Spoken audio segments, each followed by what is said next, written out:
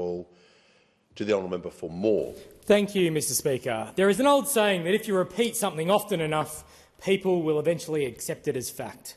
These days, that appears to be the business model of large sections of the political commentary industry. Not journalism, not analysis, commentary.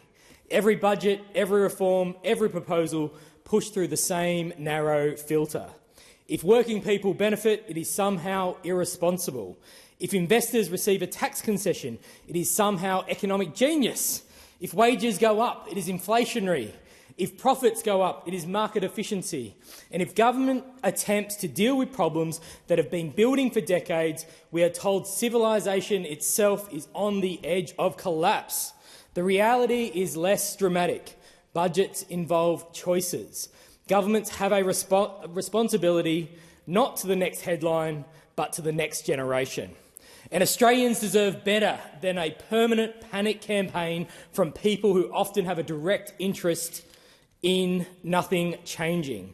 Because if housing remains unaffordable, some people make money. If wages remain suppressed, some people make money. If inequality grows, some people make money.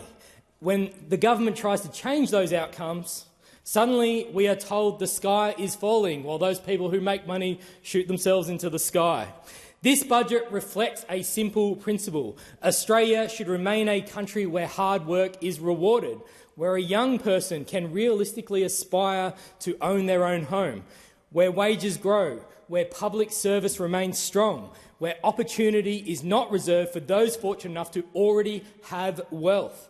That is the Australia I believe in. I was an apprentice electrician. I've worked on construction sites, in the resources sector and in labour hire. I've been a publican. I went to university. I've studied law and worked as an industrial officer and employment lawyer.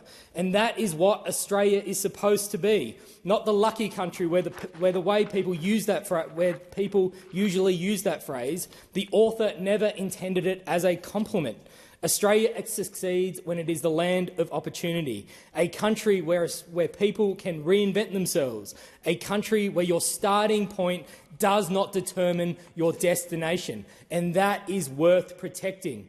In Western Australia, we are seeing a familiar political cycle emerge. The Liberal Party has discovered hospitals. The Liberal Party has discovered schools. The Liberal Party has discovered public services.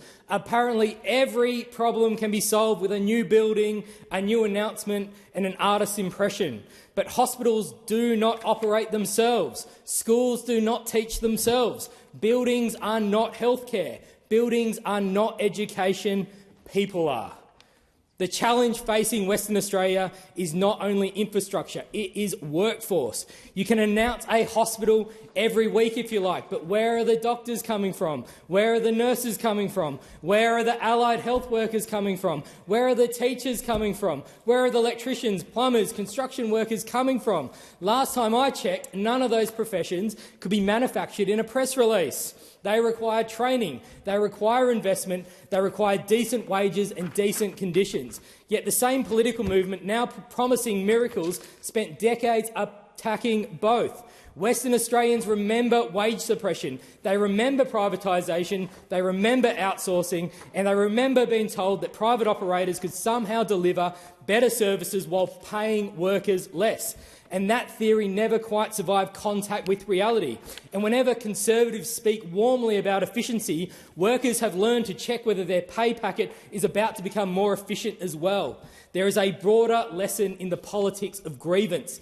If you spend years telling people that institutions cannot be trusted, eventually they stop trusting yours. If you spend years telling people that every reform is a conspiracy, eventually conspiracy becomes your policy platform. If you spend years feeding anger, eventually someone else harvests it.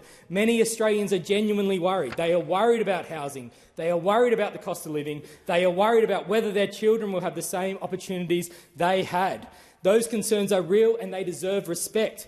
But concern is not a policy. Anger is not a plan. Slogans are not solutions. Australia faces serious challenges: housing affordability, skills shortages, health workforce shortages, productivity, energy transition and defence capability. They require serious responses, not memes, not outrage, not slogans.